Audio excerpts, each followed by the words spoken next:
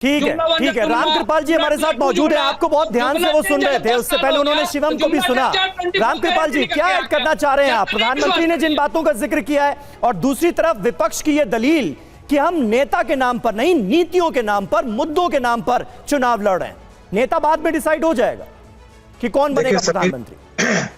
समीर जी ये तो ठीक है, मैं कोई राय नहीं दे रहा हूं, मैं तथ्य की बात कर रहा हूं। हमारे कांग्रेसी मित्र ने अभी जो बात कही थी जी, वो हमारी बात पूरी तरह से सुन नहीं पाया। मैंने खुद ही कहा कि इस कोई भी गठबंधन की सरकार तभी चल पाई है अगर उसका प्रधानमंत्री कांग्रेस का लीडर रहा या बीजेपी का रहा।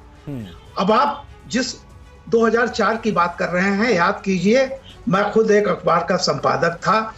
कौन बनेगा 14वीं का चांद, वो 14वीं लोकसभा थी और इस देश की जनता के सामने दो बहुत स्पष्ट चेहरे थे, वाजपेयी और सोनिया गांधी। बिल्कुल, वो सोनिया गांधी नहीं बनी, उन्होंने मनमोहन सिंह को कर दिया, लेकिन बहुत साफ साफ चेहरा था।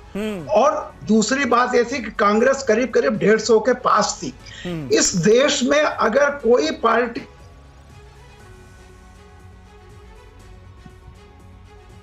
रामकृपाल जी आपका ऑडियो जो है वो बिल्कुल गलत वक्त पर चला गया। बहुत इंपॉर्टेंट बात आप कह रहे थे और मुझे लगता है रंजीत मिश्रा जी समझ तो गए होंगे आप रामकृपाल जी किन बातों का जिक्र कर रहे थे।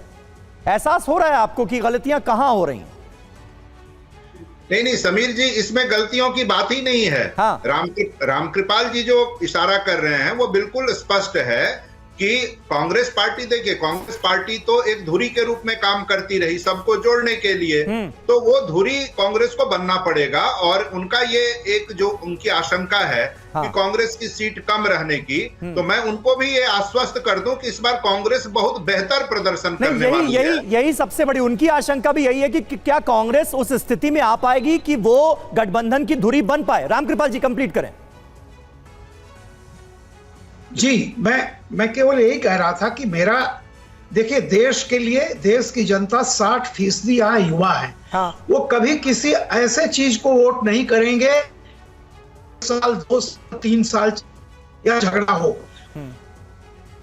सरकार आए और 5 साल के लिए 2 ही राष्ट्रीय पार्टियां हैं, या तो बीजेपी है या कांग्रेस है। अगर कांग्रेस 150 के आसपास जाती है तो निश्चित तौर पर एक मजबूत विपक्ष उभर सकता है।